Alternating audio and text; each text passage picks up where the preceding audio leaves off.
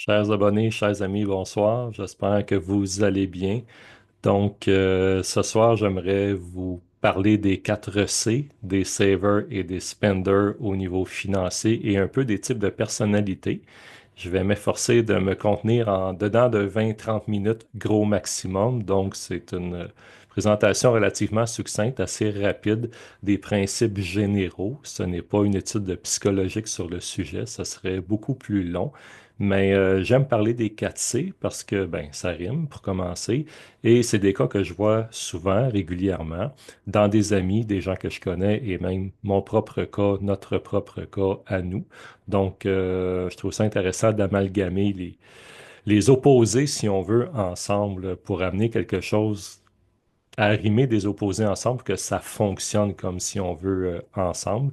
Donc, on va parler un petit peu d'argent ce soir. Je pense que ça va être intéressant. En tout cas, je l'espère. Je vous présente ça. Donc, I'm the saver, you're the spender. Je remarque souvent dans les familles, dans les couples, il y en a toujours un ou une qui dépense plus souvent que l'autre ou l'autre qui est plus économe généralement. Ça va arriver dans les gens. Je pense que c'est important à ce niveau-là de bien se connaître soi-même, de savoir vraiment ce qu'on veut, ce qu'on veut pas.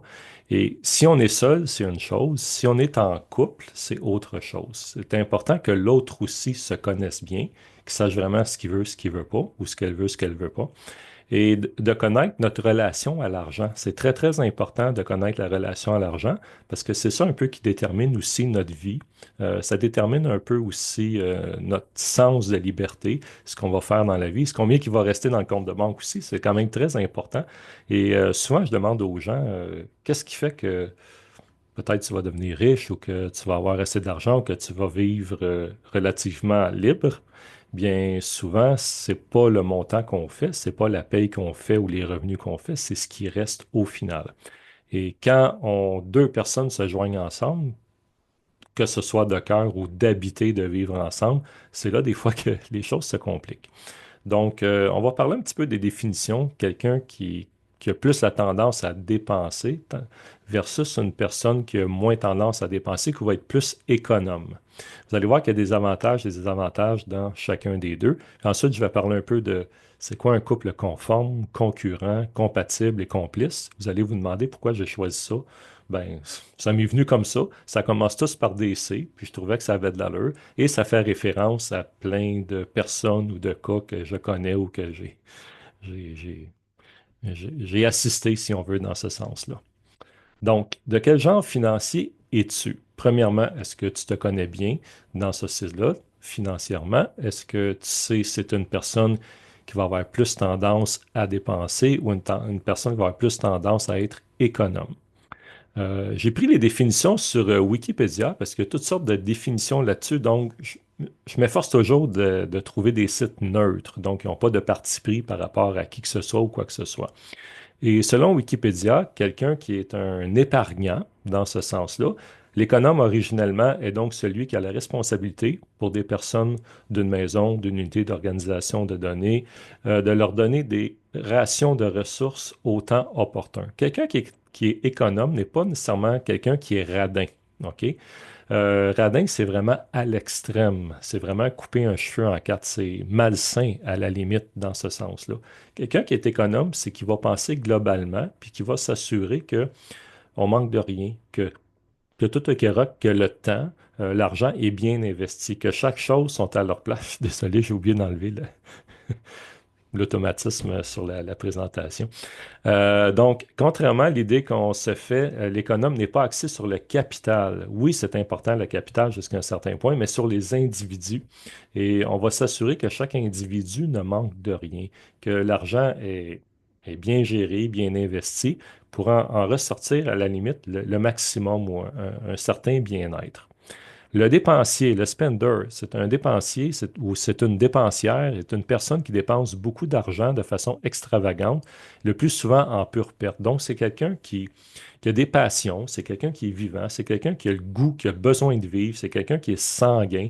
Le saver, lui, va être plus flegmatique peut-être des fois, va être plus réservé, va peut-être plus se contenir, ce qui n'est pas nécessairement mieux parce que des fois, le saver peut s'empêcher de vivre à cause de ça, ce qui n'est pas nécessairement mieux.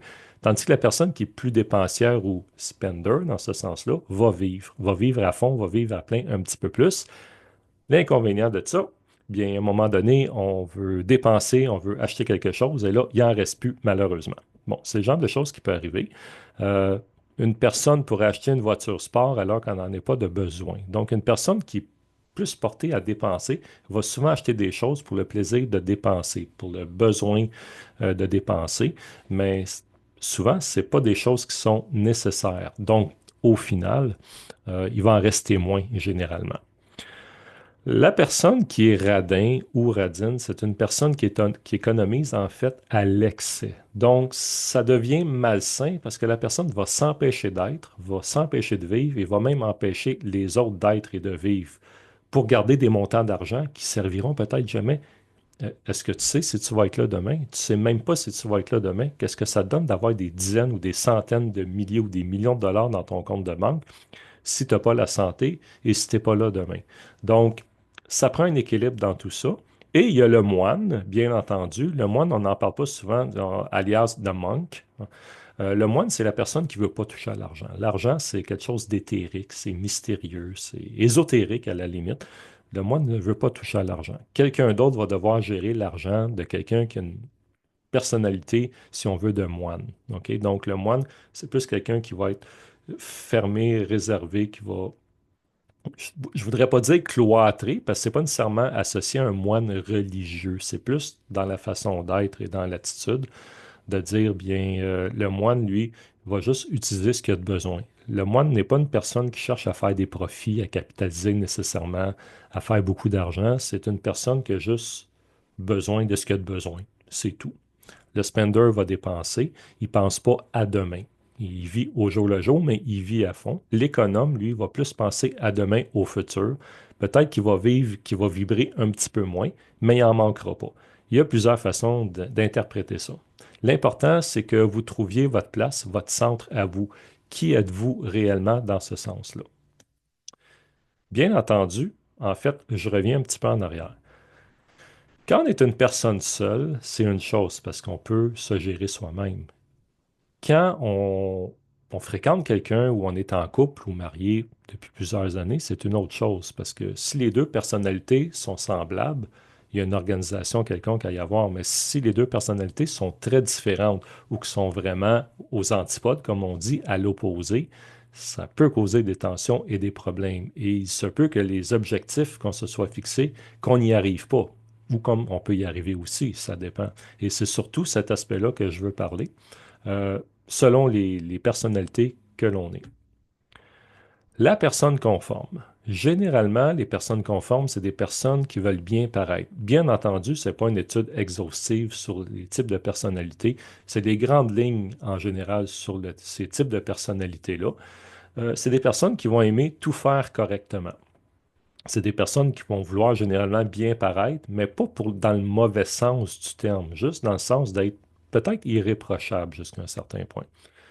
Les personnes conformes, c'est généralement des personnes qui sont matures, qui sont responsables, mais qui sont peut-être pas nécessairement sensibles aux besoins de l'autre. Exemple, bien, on va faire les choses, on va faire à manger, on va faire le souper, on va faire des commissions, comme on dit, des courses, et on va s'assurer qu'il manque de rien, que tout est là, que tout est bien fait, mais on sera peut-être pas sensible aux besoins de l'autre. Donc, si l'autre personne désire faire les courses d'une certaine façon ou manger telle chose, il se peut que le couple conforme s'en tienne au nécessaire. Il se peut qu'il ne se permette pas, vraiment désolé de ça, il se peut qu'ils ne se permettent pas des petits extras, des petites choses où on soit moins sensible. Exemple, on va faire les commissions, les courses, en fait, et la personne voudrait manger un dessert quelconque. ça ferait du bien, ça serait bon de manger un dessert quelconque. Mais les personnes conformes vont dire, bon, peut-être que c'est pas bon pour la santé, peut-être que je vais grossir, peut-être qu'il y a du gluten, on ne sait pas. Et on va rester conforme aux choses, donc on n'achètera pas ce dessert-là qu'on a le goût de manger. Donc, il y a une sensibilité là, qui, à quelque part, vis-à-vis l'autre de bien-être, si on veut, qui peut se perdre. Souvent, ça va être une relation égalitaire et respectueuse. On va se comprendre, se respecter. Il y a un grand respect qui s'installe entre les deux personnes. Les personnes conformes vont souvent se comporter selon ce qui est attendu. Donc, ils vont projeter une image qui n'est pas nécessairement eux. Euh, c'est pas de l'hypocrisie, c'est pas volontaire de cacher quelque chose. C'est juste qu'on va projeter une image un peu d'irréprochabilité. C'est plus dans ce sens-là. Donc, on va se comporter tel qu'il est attendu, quitte à se piler sur soi-même jusqu'à un certain point. Les personnes conformes vont se montrer sur leur meilleur jour, leur meilleure image, bien entendu, et ils vont vivre parfois un certain manque d'authenticité et d'honnêteté l'un envers l'autre. Donc, ils ne seront pas complètement honnêtes ou authentiques l'un envers l'autre. Encore là, c'est pas toujours ça, c'est pas toujours le cas. C'est des tendances de personnalité. Le spender et le saver vont se conformer en conséquence des besoins et des nécessités. Généralement, si les deux sont savers, généralement, ils vont réussir à se mettre beaucoup d'argent de côté. Si les deux sont spenders, ils n'auront pas beaucoup d'argent de côté. Ils vont peut-être vivre à fond jusqu'à un certain point, mais il ne restera pas grand-chose. Par contre, s'il y en a un des deux qui est spender et l'autre qui est saver, je pense qu'ils vont s'organiser en conséquence pour avoir un bon équilibre entre les deux, se permettre de dépenser jusqu'à un certain point pour vivre des belles et des bonnes choses et en garder de côté aussi pour les urgences ou pour l'avenir. Mais je pense qu'ils vont avoir un bon équilibre entre les deux. Leur attitude et comportement social et en public est toujours exemplaire, généralement, mais en privé, parfois, c'est autre chose. Donc, l'image que ces personnes-là vont projeter en public peut être très différente de l'image de ce qu'ils vont vivre à l'intérieur quand ils sont dans leur maison. Je ne veux pas nécessairement donner d'exemple de ça. J'en ai plein qui me traversent l'esprit, mais je préfère ne pas aller là. Les couples concurrents. En fait, euh, plusieurs couples sont concurrents sans même le savoir. En réalité, c'est deux personnes souvent qui vont être très différentes. Euh, pour ceux qui croient l'astrologie dans ce sens-là, euh, ça peut être des personnes qui ont des signes complètement opposés. OK? Bon, sans rentrer dans tous ces détails-là. OK? C'est des gens qui vont faire tout autrement de l'un et de l'autre. En général, un va faire les choses d'une façon, l'autre va le faire de l'autre façon. Et un des deux va toujours chercher à être meilleur que l'autre ou à montrer qu'il est meilleur ou mieux que l'autre pour ça. C'est parfois des gens qui sont immatures et irresponsables, insensibles aux besoins de l'un à l'autre parce que ce qui prime pour les couples concurrents, c'est leur bien-être à eux en premier. OK? Ils n'auront pas tendance nécessairement à prendre soin de l'autre parce qu'ils sont en concurrence l'un envers l'autre. Souvent, ça va être une relation de compétition de gagnant-perdant, gagnant. Ça va être rarement gagnant-gagnant, ça va être gagnant-perdant. Donc, il y en a toujours un des deux, une des deux qui va chercher ou qui va s'arranger pour avoir raison sur l'autre. Comme je vous dis, c'est bien général tout ça. C'est relativement caricaturé ce que je vous dis là, dans ce sens-là. Ils vont se comporter selon ce qui leur convient le mieux personnellement. Donc, si on prend le niveau financier, bien, s'il y en a un des deux qui est spender, pas qu'il va se foutre de l'autre, mais il ne tiendra pas compte des besoins ou peut-être des conseils de l'autre. Cette personne-là va dépenser, va s'acheter les choses qui lui plaisent, va souvent se faire même une certaine autogratification. Tandis que si l'autre, un des deux, est plus du côté économe, cette personne-là va faire attention, va mettre de l'argent de côté, ils vont avoir leur compte séparé en passant. Si vous êtes un couple de type concurrent, ayez chacun votre compte de banque. Vous pouvez avoir un compte conjoint là, pour les dépenses conjointes, mais ayez chacun vos affaires, chacun de votre côté, c'est vraiment préférable.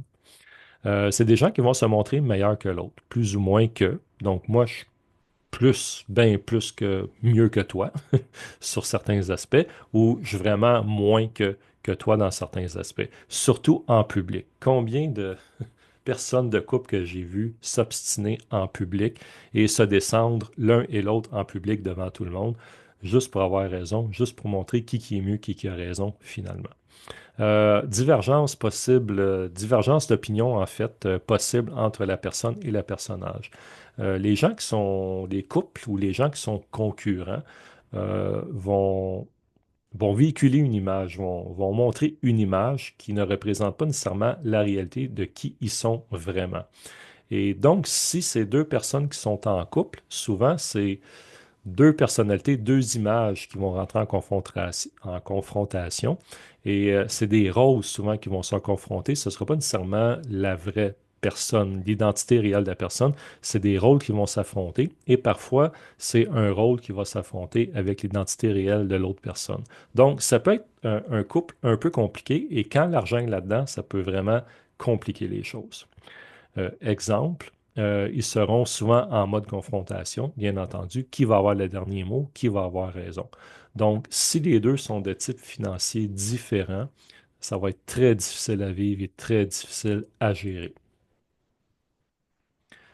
Le type complice, en fait, les gens qui sont complices ou les couples qui sont complices, souvent, c'est les meilleurs couples. OK? Ils font tout ensemble harmonieusement. Ils vont aimer marcher ensemble, parler ensemble, faire la vaisselle ensemble, euh, promener le chien ensemble, peu importe. Ils vont aimer faire les choses ensemble. Écouter la TV, jouer, peu importe. C'est des gens qui sont généralement très matures, sont intelligents émotionnellement. Ils savent prendre soin l'un de l'autre. Ils vont s'attendre par contre aussi à ce que l'autre prenne soin d'eux, que ce soit physique ou émotionnel. Donc, mais c'est des gens très développés émotionnellement, généralement. Ils vont prendre soin, ils vont penser avec leurs émotions, ils vont prévoir en conséquence. C'est souvent une relation d'égal à égal et cohérente l'un envers l'autre. Ils vont s'assurer que tout va bien, qui vont s'assurer que l'autre ne manque de rien et que l'un ne blesse pas l'autre. Donc, ils vont être vraiment d'égal à égal et ils vont s'assurer d'être cohérents dans leur façon d'être et leur façon de parler l'un envers l'autre. Euh, Ils vont chercher ce qui convient le mieux aux autres aussi. Donc, ils vont dire, ben, si on sort, qu'est-ce que tu préfères? Est-ce qu'on y va en voiture, en auto? À quel endroit tu préférais t'asseoir? Si on va au restaurant, ben, qu'est-ce que tu préférais manger ce soir? Quel genre de vin tu aimerais boire? Ou ils vont prendre soin de l'autre dans ce sens-là. C'est un couple qui peut faire certains compromis, mais dans leurs compromis, un et l'autre ne seront pas lésés l'un entre les autres. Ils vont s'assurer que chacun y trouve sa satisfaction, si on veut. C'est des gens qui vont se montrer humbles et vrais, qui vont se comprendre. C'est des gens genre what you see is what you get. Donc, ce que vous voyez publiquement, c'est généralement ce que vous allez voir en privé chez eux aussi. Il n'y aura pas trop de différence, si on veut. C'est des gens assez authentiques. OK?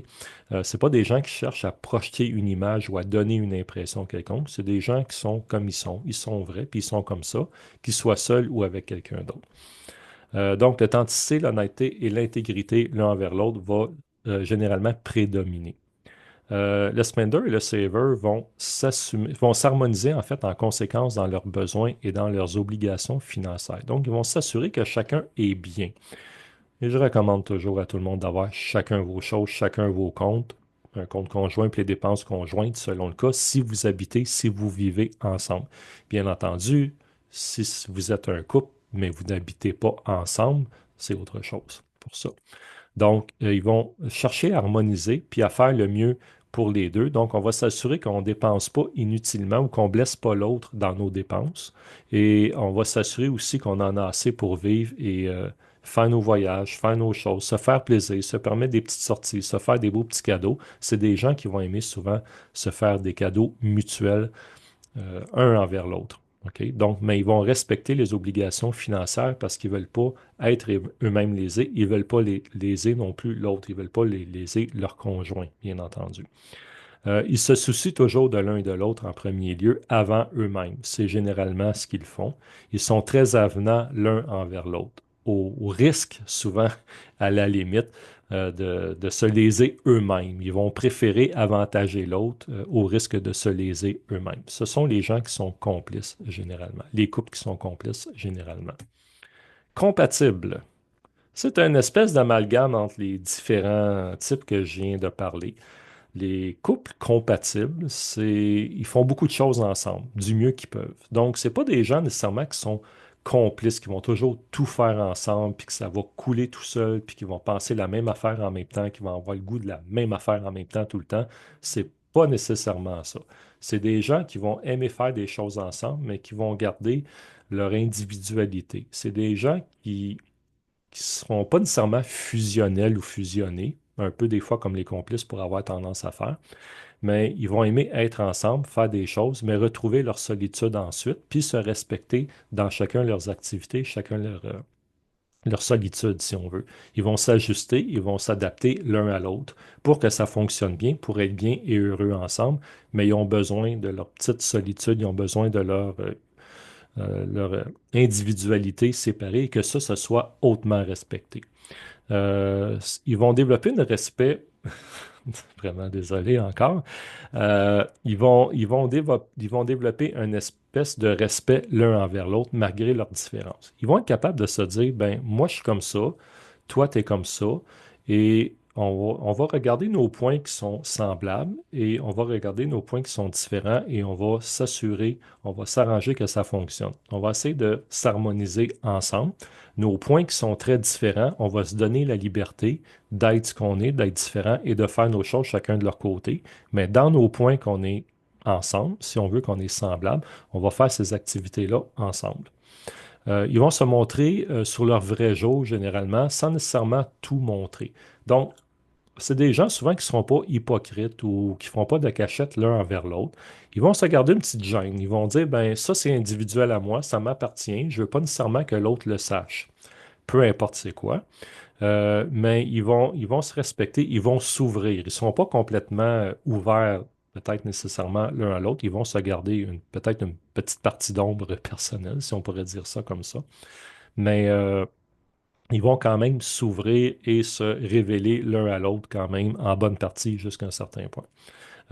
Les différences, les variantes entre la personne et le personnage, euh, ils vont jouer des rôles entre eux. Des fois, c'est le personnage qui va être en relation avec le personnage de l'autre. Parfois, c'est le personnage de l'autre qui va être en relation avec l'identité ou la vraie personne de l'autre. Ils vont s'interchanger ça, souvent sans même s'en rendre compte. Parfois, ils en sont conscients, mais ils vont quand même avoir du plaisir à faire ça. C'est pas dans un sens hypocrite de jouer un rôle pour mal misconduct, pour mal conduire l'autre ou pour induire l'autre en erreur dans ce sens-là. Ça va être plus un jeu entre eux, mais en toute honnêteté, en tout respect l'un envers l'autre. Le spender et le saver vont s'adapter en conséquence aussi afin de tirer le maximum possible. C'est des gens qui sont compatibles, ils vont s'assurer qu'ils sont bien aussi financièrement ensemble. Peu importe que l'un soit plus dépensier ou l'autre plus économe, je ne rentre pas dans le radin et le moine, dans ce sens-là, c'est vraiment des gens, des types de personnalités différentes et à part. Je m'en tiens seulement au spender et au saver dans ce sens-là, donc à l'économe et à la personne plus dépensière.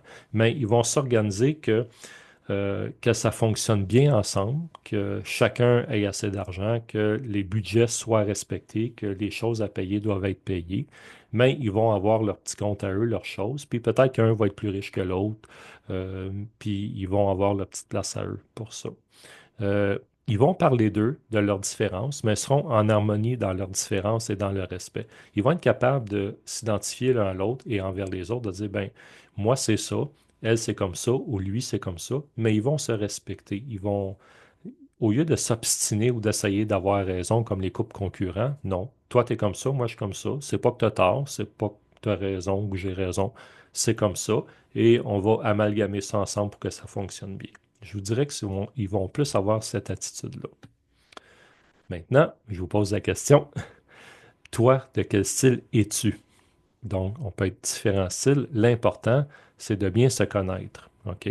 Et ton autre, si tu es en couple ou si tu es marié, peu importe, ou en vie commune depuis longtemps, c'est quoi son style à l'autre? Est-ce que l'autre connaît? Est-ce que l'autre reconnaît son style? Je vais me tasser un petit peu. Je ne sais même pas si vous le voyez, en fait, dans la vidéo, dans la caméra, quand je tasse le petit carré. Mais quel type êtes-vous? Quel type l'autre il est? C'est très important de savoir, de connaître nos similarités et nos différences pour être capable de bien s'adapter l'un envers l'autre, si c'est dans le cas d'une vie commune et si on veut que ça dure dans le temps. C'est sûr que si c'est des relations d'occasion, c'est une autre histoire, mais si c'est des relations sérieuses dans lesquelles on bâtit quelque chose et qu'on veut bâtir à long terme, c'est très, très important pour que ça soit le plus smooth possible, comme on dit. J'ai, j'ai mis des termes ici, bon, congruence, cohérence. C'est encore DC. C'est pour ça que j'ai mis ces termes-là. Ils commencent tous par DC. Je ne sais pas qu'est-ce qui m'a pris, mais j'avais le goût. C'est ça. C'est ça qui est arrivé. Donc, congruence, cohérence, la concordance, cohésion, corrélation et correspondance. Donc, ce sont tous des mots euh, qui peuvent permettre d'amalgamer deux personnes ensemble, la relation à l'argent et deux personnes semblables ou différentes pour essayer de s'adapter ensemble et de bien fonctionner ensemble. Donc, vous pourrez aller voir les définitions. Je ne rentrerai pas dans chacune parce que je vais probablement dépasser le 20 minutes, une demi-heure. Mais allez voir si vous n'êtes pas sûr des définitions sur Internet. Vous allez voir que ça se rejoint. Toutes ces définitions-là qui sont différentes se rejoignent à quelque part. Donc, quel type êtes-vous? Est-ce que vous êtes capable de vous retrouver vous-même dans ces images-là? Finalement, ou presque finalement, il y a toutes sortes de combinaisons possibles. OK? Euh, Ça n'a pas vraiment d'importance quel type ou quel style vous êtes. Ce qui est vraiment important, c'est, premièrement, ce que je peux vivre avec moi-même. C'est quoi ma relation à l'argent? Est-ce que je vais me nuire avec l'argent? Est-ce que l'argent devient un piège ou un objet, une pierre d'achoppement ou un objet nuisible, quelque chose, un moyen d'échange nuisible pour moi? Ou est-ce que l'argent va m'avantager, va me donner la liberté, va me permettre les petites folies, va me permettre de vivre ce que j'ai envie, ce que j'ai besoin, ce que j'ai le goût de vivre? OK? Ça, c'est une chose. Quand on est en couple ou en famille, c'est une autre chose. Je ne parle pas ici dans la vidéo de l'aspect famille avec les enfants. Pour l'instant, je parle juste de deux personnes pour l'instant. Mais quand il y a des enfants en plus, ça change la donne parce que souvent, c'est les enfants qui gèrent le portefeuille des parents. Ça arrive souvent que c'est comme ça. Donc, mais si on est seulement, oups, si on est seulement deux, comment est-ce qu'on gère ça? Chacun pour soi, chacun de notre côté. Et quand on arrive en couple, comment qu'on gère ça? C'est un peu comme un voyage. Il y a des gens qui aiment les voyages parce qu'ils ont hâte d'arriver à la destination. Ce qui est vraiment important pour eux, c'est la destination. Il y en a d'autres. Et que ce qui est important dans le voyage, c'est pas la destination, c'est le voyage lui-même. Donc, si c'est votre cas, si vous êtes en couple, puis c'est votre cas, il faut arrimer, il faut dire, bien oui, le voyage est important, c'est vrai, mais la destination aussi, ça peut être le fun une fois qu'on est arrivé à destination, de faire des choses, de faire des beaux projets. Mais oui, on n'est pas obligé d'aller très, très vite pour passer vite, vite, vite le voyage pour arriver enfin à destination. On peut quand même profiter, bénéficier du voyage. C'est gagnant-gagnant pour les deux, peu importe le type de personnalité qu'on a. Si les deux personnes, peu importe le type de personnalité, êtes des gens portés plus dépensiers, par contre, l'inconvénient, c'est que vous allez vous mettez dans une situation d'endettement, en fait, et de proposition consommateur et même de faillite. Donc, il faut faire attention à ça. Selon votre personnalité, selon la personnalité de l'autre personne, selon le cas, faites attention à ça parce que les gens spender, généralement, ils pensent maintenant. Ils pensent pas à demain, ils prévoient pas nécessairement pour demain. C'est vivre maintenant. La vie, c'est maintenant. On ne sait pas si on va être là demain. Donc, ça sert à quoi de se priver? À quelque part, ils ont raison. Ils ont vraiment pas tort là-dessus. Mais d'un autre côté, si tu es là demain, tu es là pour les prochains 20 ans, tu as besoin de vivre aussi, puis tu as besoin pas juste d'exister, mais tu as besoin de profiter de la vie aussi. Et malheureusement, dans le système de vie, le système capitaliste dans lequel on est, bien, ça prend de l'argent pour profiter de la vie, généralement, ou au moins pour en profiter un peu. Si la relation avec l'autre, c'est dépensier économe, ben là, il y a moyen de s'organiser, de s'arranger. Selon votre type de personnalité, c'est de s'organiser, de dire, bien, moi, je suis plus comme ça, il faut que je fasse attention. Toi, tu es plus comme ça, on va faire attention à ça et de s'entendre et d'être capable de se dire les vraies choses. Si la personne dépense trop dans des choses, que vous considérez inutile, puis que l'autre considère utile, ben, il faut s'en parler, c'est bien entendu. Si pour une personne, aller au restaurant, c'est vraiment important, puis pour l'autre, c'est pas important, faut s'en parler, parce que si c'est important pour un, ça a une valeur quelconque. Si pour l'autre, de dépenser en maquillage, faire les ongles, faire les pédicures, manicures, puis tout ça, puis que pour l'autre, c'est quelque chose qui est vraiment pas important, il faut s'en parler, il faut respecter l'autre, parce que pour l'autre, c'est aussi important. Donc, il y a un respect qui s'installe. Puis, ce que j'ai remarqué beaucoup dans ma propre vie, à moi, bien entendu, dans ma propre vie de famille, tout ça, et dans la vie de bien d'autres personnes, peu importe la différence qu'on ait, c'est que quand le respect entre les deux personnes s'installe, quand on se parle puis qu'on se dit les vraies choses, à un moment donné, c'est drôle, la situation financière se place d'elle-même. C'est comme si on n'a même pas besoin de faire les choses. C'est comme si ça se place tout seul. On prend des décisions, il y a une maturité qui se développe, puis à un moment donné, nos actions changent, puis les choses se placent d'elles-mêmes. Pas toujours, mais des fois oui. Et si c'est deux personnes qui sont économes, donc des savers, donc pas économes dans le sens radin de jamais rien dépenser, de jamais rien acheter, puis de jamais se faire plaisir, de se faire du bien, mais économes dans le sens de penser à demain, de prévoir, puis de se garder peut-être un fonds d'urgence dans ce sens-là, puis de pas toujours chercher la gratification instantanée ou automatique, mais de dire ça, ça peut attendre. C'est-tu un besoin ou un désir? Ou c'est le fun quand on a des désir de l'accomplir maintenant puis de le vivre maintenant. Ça fait toujours du bien. Mais il y a d'autres choses des fois que c'est mieux d'attendre. On peut attendre. Donc, deux personnes qui sont savers ont plus de chances généralement de prospérer, de devenir riches, peut-être même de faire fortune, mais généralement, ils vont s'en sortir mieux financièrement que les gens si les deux sont des dépensiers, des spenders, dans ce sens-là. Maintenant, euh, mon but dans tout ça, je ne veux pas aller trop loin là-dedans parce que ça peut toucher parfois des cordes sensibles. C'était d'énumérer de façon caricaturale un peu beaucoup de couples, beaucoup de gens qu'on connaît, des gens qu'on a vus, soi-même, nous-mêmes, mais d'apporter un équilibre dans tout ça, de dire, ben, peu importe nos différences, peu importe qui on est, peu importe qu'est-ce qu'on fait, il y a moyen de tirer notre épingle du jeu. Il y a moyen d'avec un respect mutuel, de dire, OK, on fait ça, et de bien s'en sortir pour ça, dans ce sens-là. Si vous êtes économe, continuez, c'est parfait, mais ne soyez pas radin, c'est ce que je pourrais dire. Ne vous empêchez pas de vivre et n'empêchez pas les autres de vivre, mais continuez à être économe, c'est très bien. Si vous êtes plus une personne qui a tendance à dépenser, peu importe votre type de personnalité, continuez à vous faire plaisir.